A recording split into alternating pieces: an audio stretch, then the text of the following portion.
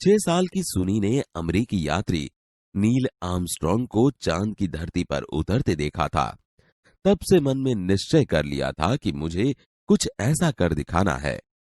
बचपन का संकल्प उसने साकार किया। उसकी हाई स्कूल की शिक्षा मैसाचुसेट्स से हुई। यूनाइटेड स्टेट्स नेवल अकादमी मैरीलैंड से भौतिक विज्ञान में स्नातक किया। Engineering management Florida institute of technology 1995 में बाद में अनुस्नातक किया। इसके पहले 1987 में नेवल अकादमी के व्यावसायिक अनुभव के लिए जुड़ी, जहां साहस और श्रम की प्रवृत्तियों का महत्व था।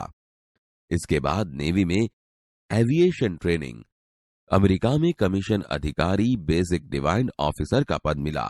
हेलीकॉप्टर प्रशिक्षण प्राप्त किया। परीक्षण के बाद ऑफिसर इंचार्ज बन गई। सुनीता को United States naval test pilot course के लिए चयनित किया गया। पायलट बनने की सिद्धि को प्रथम कदम माना। अंतरिक्ष पर जाने की तीव्र इच्छा थी, इसलिए हिम्मत नहीं हारी और नासा जाने में सफल हुई। तब से आज तक सुनीता नासा में कार्यरत है। 1998 में अंतरिक्ष यात्री कार्यक्रम में द्वितीय प्रयास में चयन हुआ। दुनिया में हजारों वैज्ञानिक और पायलट हैं, पर अंतरिक्ष यात्री केवल 100 हैं। सुनीता ने खास मित्र और सहाध्यायी माइकल विलियम्स से शादी की और सुनीता पंड्या से सुनीता विलियम्स बनी। माइकल विलियम्स ने सुनीता की सिद्धि में साथ दिया। सुनीता को अंतरिक्ष परी बनाने में कल्पना चावला ने ही प्रेरणा स्रोत का काम किया है। पिछले 8 वर्षों में अंतरिक्ष यात्रा पर जाने वाली भारतीय मूल की दूसरी महिला की सकुशल वापसी से लोगों ने राहत की सांस ली। अपनी वापसी के समय उन्होंने कहा था कि नासा के अभियान में कल्पना के साथ काम करना बेहद सुखद अनुभव था।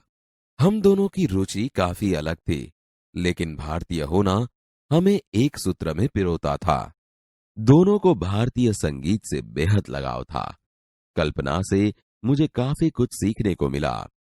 जून 1998 में सुनीता को नासा के लिए चयनित किया गया। अगस्त 1998 में उन्होंने नासा में प्रशिक्षण प्रारंभ कर दिया। कड़े प्रशिक्षण के बाद सुनीता खुद अंतरिक्ष यात्रा के लिए तैयार हो गई।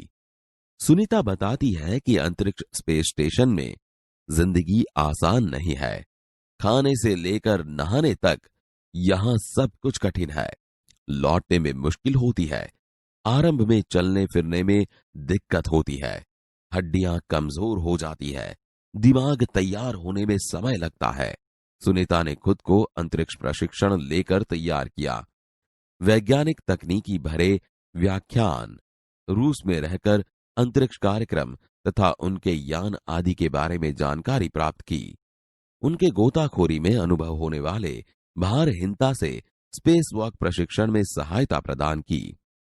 अंतरिक्ष यात्रा के संदर्भ में बहुत सी वैज्ञानिक जानकारियां और मुश्किलों के बारे में जाना।